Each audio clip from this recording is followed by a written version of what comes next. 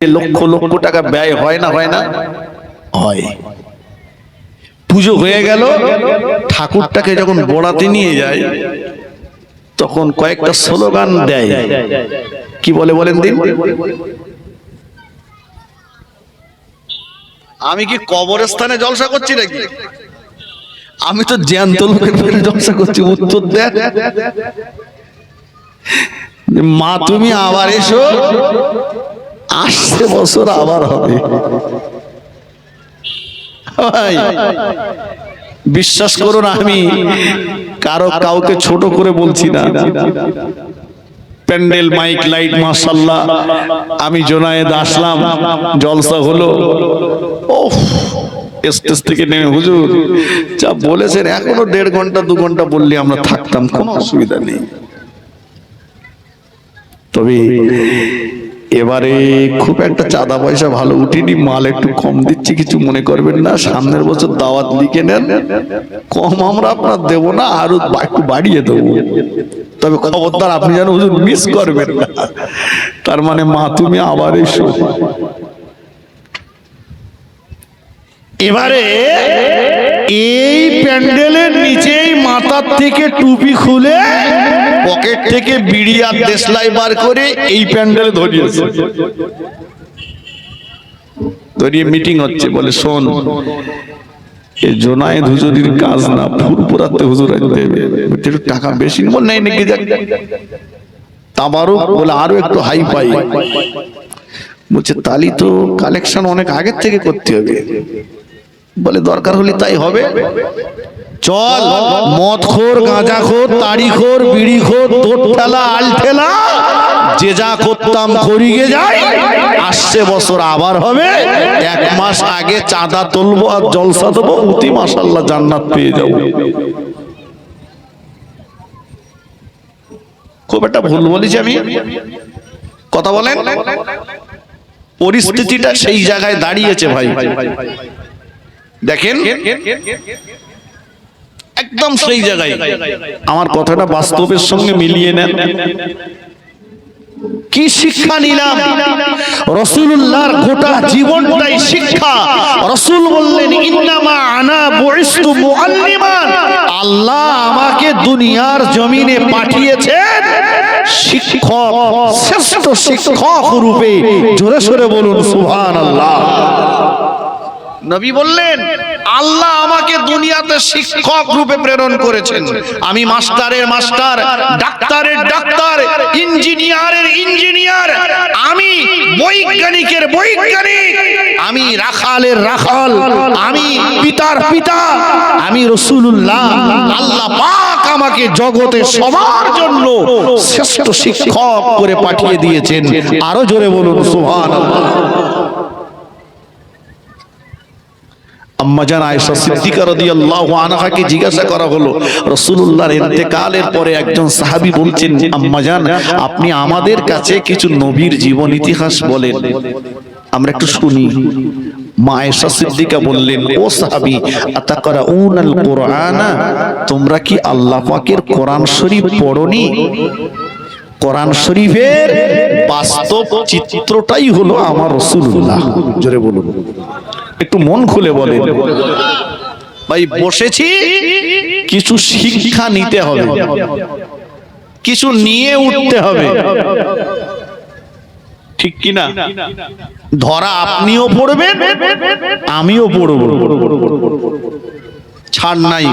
আমি যদি এখন মনে করি যে এখানে যদি একটা দুটো একটা আদা বাটা কথা বলি, এরা জীবনে আমার আর দাওয়াত করবে না, অতএব দরকার নেই, এর চুলকোনা হয়েছে আমি মলম লাগিয়ে দিয়ে চলে যাই। কিন্তু না, একটু চুলকেতে যদি মলম দেওয়া হয় তাহলে রোগটা তাড়াতাড়ি সারে। কিন্তু আমি দেখছি চুলকে দেওয়ার দরকার নেই, আমার তাহলে এরা দাওয়াত করবে না। এই দাওয়াতের নেশায় আর আশায় যদি আমি এই স্টেজে বসে বক্তৃতা করি, আমার টোটাল বক্তৃতা করাটাই শরীয়তে হারাম। আমার আপনার সকলের রুজির মালিক কে? জোরে বলেন। মসজিদের ইমামের রুজির মালিক কে? মসজিদের সেক্রেটারি। বলে সেক্রেটারি একটু সুদ খায়, আমি যদি সুদের বিরুদ্ধে বলি তাহলে আমার চাকরি বরতলায়।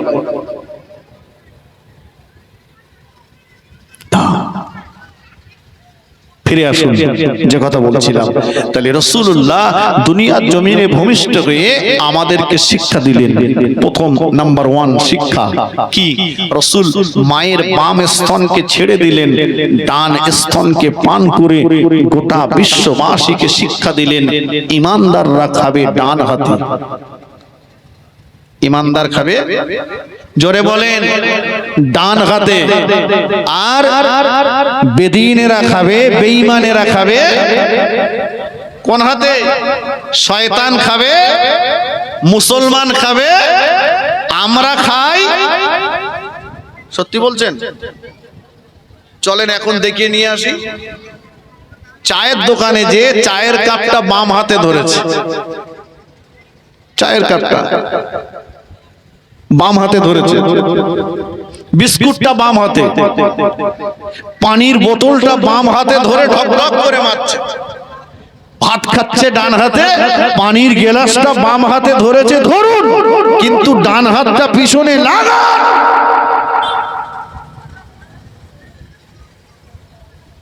লাগাইনি, গড়গড় করে মেরে দিচ্ছে। রাসূলের সুন্নাতের মর্যাদা আমাদের কাছে নাই। আমি কি ভুল বললাম? খানা বাড়িতে, বিয়ে বাড়িতে আপনি দেখবেন মুসলমান ছেলেরা খেতে বসেছে তো প্লেটে খানিকটা কারি করে রেখে দিয়েছে। আরে হোটেলে কিনে খাচ্ছে 100 টাকা প্লেট, 150 টাকা, 200 টাকা প্লেট, সেখানে যেও কিছু বাদ দিয়ে রেখেছে। কেন? বলে সব যদি চেটে বুঝে খাই তাহলে লোকে না হাঁকুর বলবে। এ নিজের একটা গ্রাফিটি বজায় রাখার জন্য যে আমি একটা বিরাট ব্যাপার, তাই ওখানে খাওয়ারটা বাদ রেখেছে। ভাই ওয়াজ বুঝুন, ফের ভি বলছি ওয়াজ বুঝুন। আমিও পারি, আমি যদি এখন রাসূলুল্লাহর জীবনের করুণ দিনগুলির কথা বলি চোখ দিয়ে পানি পড়বে। এটা সহজ কথা, এটা সহজ। চাচা রাস্তার ধারে বসে বসে কাঁদছে, একজন জিজ্ঞাসা করছে, চাচা তুমি এত কাঁদছো কেন? বলে, বেটা এই আমার পাশে যে কুকুরটা আছে না, এই কুকুরটা আমার কুকুর, কদিন ওর খাওয়া হয় না, কুকুরটা না খেয়ে মরে যাচ্ছে, তাই ওর দুঃখে আমি বসে বসে কাঁদতেছি বাবা। চাচার কাছে একটা প্যাকেট আছে, প্যাকেট। চাচা আপনার এই প্যাকেটে কি? বলছে, প্যাকেটে বেটা কটা রুটি আছে। তো আপনার কান্নার দরকার ছিল না তো চাচা, ওর থেকে দুটো রুটিকে একটা রুটি বার করে দিলে কুকুরটা বেঁচে যেত। দূর বাবু, যদি আমার কাঁদতে হয় সারা মাস বসে বসে কাঁদবো, কিন্তু রুটি আমি বার করবো না। বুঝতে পারলেন কথা? এটা কি সত্যিকারের মায়া হলো? হ্যাঁ, তাহলে নবীর জীবনের করুণ দিনগুলির কথা শুনে বসে বসে কাঁদবো, আর আমার ঝোলার বিড়াল বার করবো না। আমার ভিতরে যে হারাম গুলো রয়েছে, নাজায়েজ গুলো রয়েছে, নবীর দুশ্মনী গুলো রয়েছে, সেই বদ খসলতার শয়তানি চরিত্রকে নিজের জীবন থেকে বাদ দেব না। আমি কি নবীকে ভালোবাসলাম?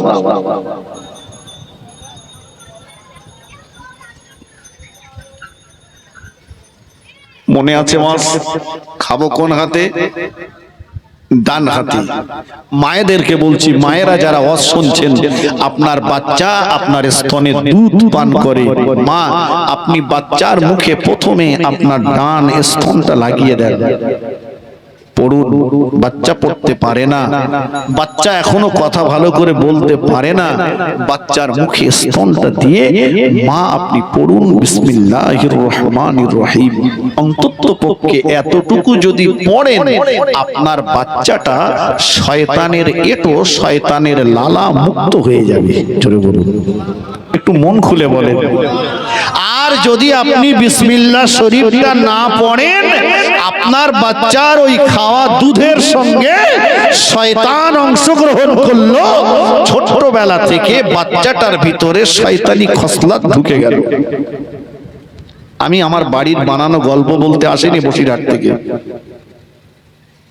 আপনি খানা খাবেন, আপনি খানা খাওয়ার শুরুতেই পড়ুন বিসমিল্লাহির রহমানির রহিম। যে খাওয়ার শুরুতে বিসমিল্লাহ শরীফ না পড়া হয় ওই খাবারে ইবলিস শয়তান অংশগ্রহণ করে। মাঠের থেকে বাড়ি এসে, দোকান থেকে বাড়ি এসে গিন্নি ভাতের প্লেট নিয়ে এসে পেটে এদিক ক্ষুধার জ্বালা, বলে কখন বিসমিল্লাহ বলি, যারে বিসমিল্লাহ বলবো তারে হাফ প্লেট খালি করে দেবো।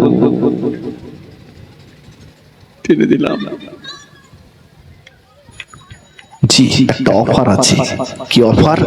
আপনি এসে খেতে বসে গেছেন, বিসমিল্লাহ শরীফ পড়তে মনে নেই, মাঝখানে মনে পড়ে গেছে বিসমিল্লাহ শরীফ পড়া হয়নি, আপনি পড়ুন বিসমিল্লাহি আউওয়ালাহু ওয়া আখিরাহু। আপনি শয়তানের ধোঁকা, শয়তানের লালা, শয়তানের এটো আপনিও মুক্ত হয়ে যাবেন। একবার জোরে বলুন সুবহানাল্লাহ। ও নওজওয়ানেরা, যুবকেরা, মদিনার খলিফা হযরতে ওমর ফারুক রাদিয়াল্লাহু তাআলা আনহু, আল্লাহ নবী যে ওমরের সম্পর্কে বলেছিলেন, ও আমার সাহাবীরা, আমি রাসূলুল্লাহ জানিয়ে দিলাম, রাআইতু ওমর ইয়াসিরু ফিল জান্নাহ, আমি রাসূলুল্লাহ নিজে চোখে দেখেছি আমার সাহাবা ওমরকে আল্লাহ পাকের দয়ার জান্নাতের ভিতরে বিচরণ করতে। বলুন সুবহানাল্লাহ।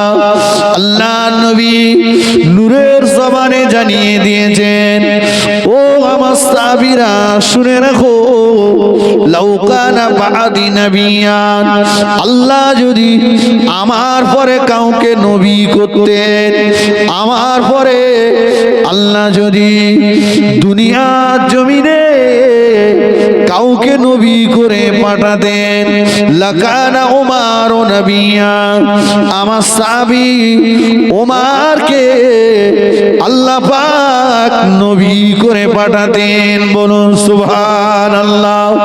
আল্লাহ নবী বলেছেন, ও আমার সাহাবীরা, আকাশে যত পরিমাণে নক্ষত্র দেখা যাচ্ছে, আকাশে যত পরিমাণে তারকা মণ্ডলী দেখা যাচ্ছে, এত পরিমাণে নেকি আল্লাহ যদি কারো আমলনামায় দিয়ে থাকেন, আমার সাহাবী ওমরের আমলনামায় আল্লাহ দিয়েছেন।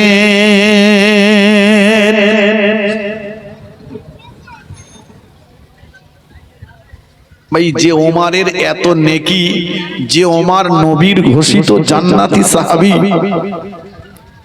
এই ওমর রোম সম্রাটের দরবারে গেছেন। ওমর হচ্ছেন মদিনার খলিফা আর গিয়েছেন রোমের বাদশার দরবারে।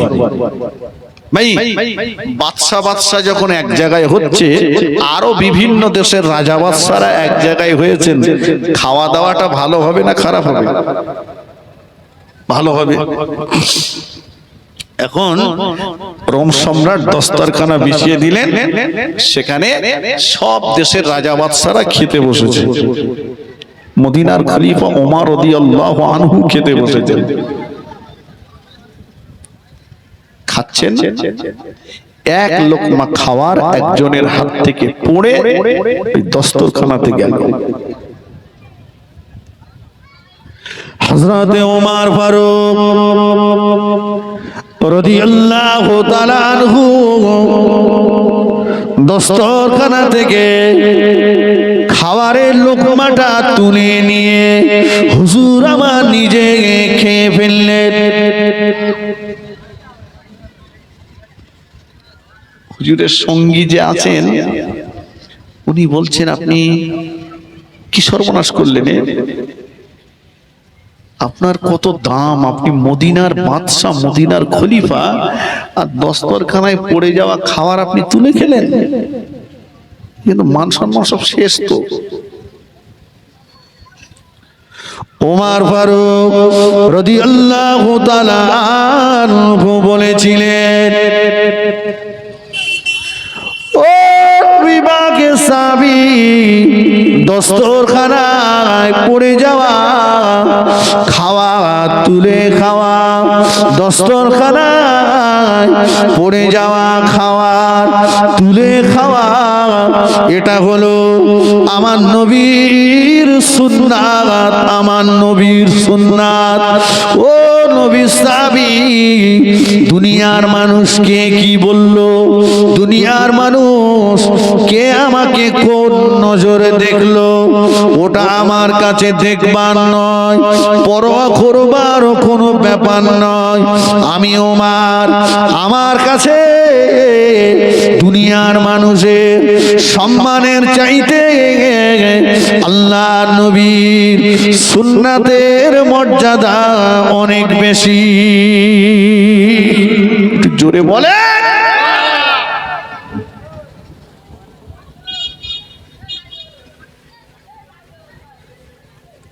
কোচি মাস্টার মশাই দাড়িটা রাখলেন না? বলছে মহাশয় দাড়ি রাখবো কি, আমি যে স্কুলে চাকরি করি না, আপনি জানেন ওটা উচ্চ মাধ্যমিক, তো সব সেনা সেনা মেয়েরা রয়েছে, ম্যাডামরা আছে, একটা প্রেস্টিজের ব্যাপার।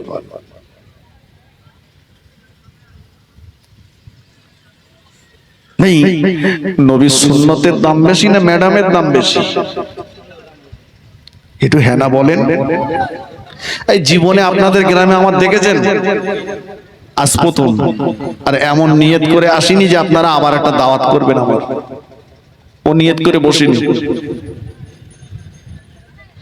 নবীর সুন্নাতের মর্যাদা বেশি না ম্যাডামের মর্যাদা বেশি? নবীর সুন্নাতের মর্যাদা বেশি না তোমার গিন্নির মর্যাদা বেশি?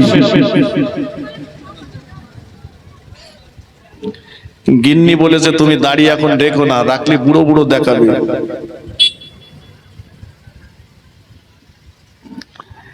এই গিন্নির কাছে মুরিদ হয়েছে কিছু লোক,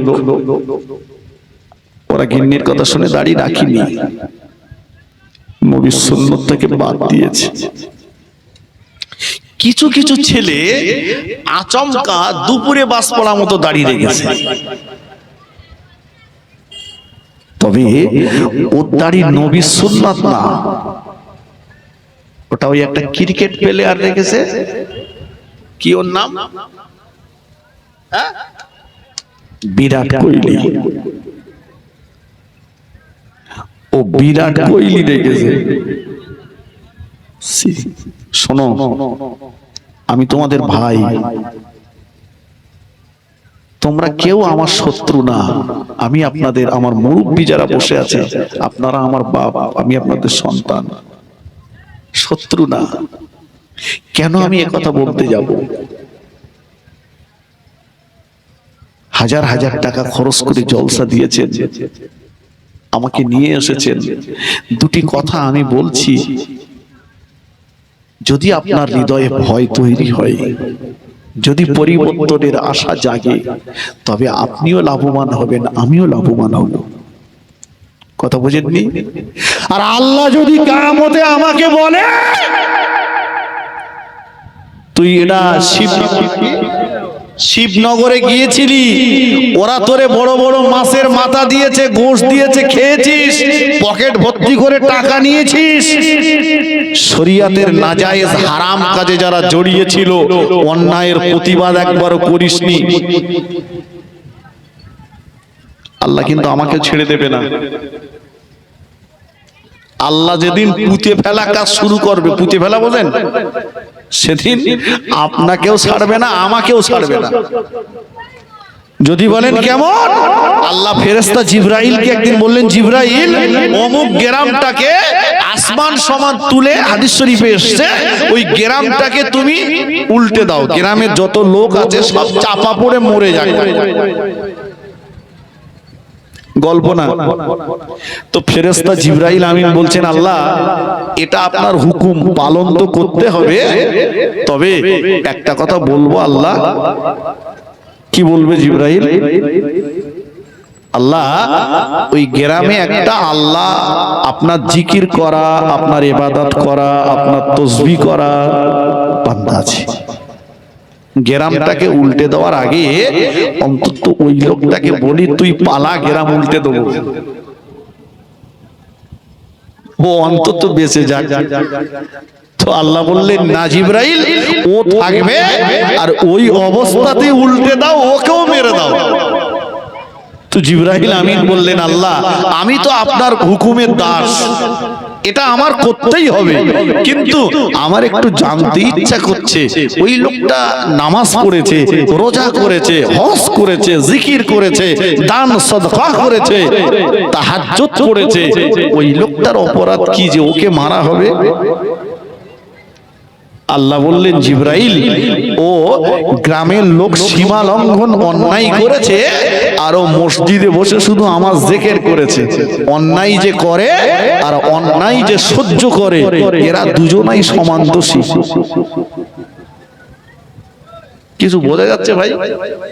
অতএব ওদের সঙ্গে একেও চাপা দিয়ে মেরে দাও। এজন্য আমি বলেছি, পুঁজে ফেলা কাজ যখন শুরু হবে কেউ বাদ যাবে না। ফিরে আসুন। কি বলছিলাম? নবীর সুন্নাতের মর্যাদা অনেক বেশি। নবীর সুন্নাতকে চিন্তা করুন, বিরাট কোহলি নয়।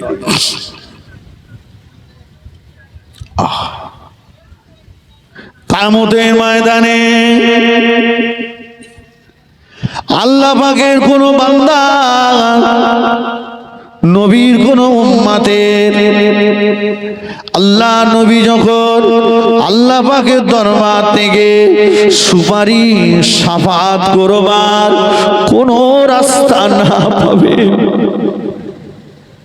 বান্দা জীবনে এত গুনাহ করেছে, এত পাপ করেছে, বান্দার আল্লাহ পাকের কাছ থেকে সুপারিশ করবার কোন রাস্তা আমার রাসূলুল্লাহ পাচ্ছেন না। আল্লাহ নবী তালাশ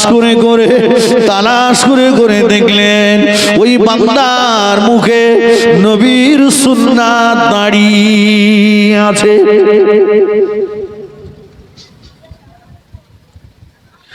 ও ওই সময়তে আমার নবী, নূর নবী, দয়ার নবী বলবেন, ও রব্বুল আলামিন, আল্লাহ পাক আমার উম্মত আপনার বান্দা দুনিয়া জমিন থেকে ঘর বাড়ি ছেড়ে দিয়েছে, বিবি বাচ্চা ছেড়ে দিয়েছে, জমি জায়গা ছেড়েছে, সহায় সম্পত্তি ছেড়েছে, ছেলে মেয়ে নাতি পোতা ছেড়েছে। আল্লাহ পাক আমার উম্মত আপনার বান্দা কাফনের ভিতরে কাউকে নিয়ে আসতে পারিনি, কাউকে সঙ্গে নিয়ে আসিনি, কাউকে নিয়ে আসিনি আল্লাহ পাক, কিন্তু আমার উম্মত আপনার বান্দা কাফনের ভিতরে করে আমি রাসূলুল্লাহ আমার সুন্নাতকে জিন্দা করে, আমার সুন্নাতকে মুখে নিয়ে কাফনের কাপড়ে মুড়ে মুড়ে আপনার দরবারে হাজিরা দিয়েছে। ও আল্লাহ পাক, এতটুকুতে আপনি খুশি হয়ে যান। আমি রাসূলুল্লাহ আমার সুন্নাতকে মুখে নিয়ে আল্লাহ আপনার জাহান্নামের আগুনে যেতে দেব না। আমার সুন্নাতকে মুখে নিয়ে জাহান্নামের খোরাক হতে দেব না। আল্লাহ পাক বলবেন, ও আমার হাবিবে প্যারা, আপনি যাতে খুশি, আমি আল্লাহ পাক তাতে খুশি। ও আমার নবী, আমি আল্লাহ পাক আপনার ইজ্জত সম্মানের খাতিরে আপনার সুন্নাতকে জিন্দা করবার জন্য বান্দার জীবনের তামাম গুনাহগুলোকে ক্ষমা করে দিলাম।